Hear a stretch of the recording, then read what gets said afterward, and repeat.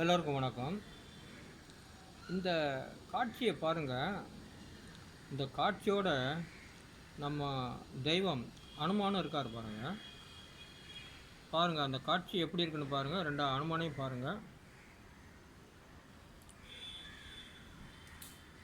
இயற்கை காட்சியோடு இருக்குது பாருங்கள்.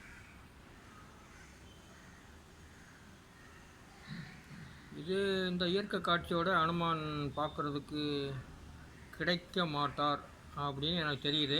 காரணம் நம்ம எங்கேயோ தெரிஞ்ச அலையணும். இது எனக்கு கிடச்சிருக்குது. இதை நான் அனுப்பி வைக்கிறேன்.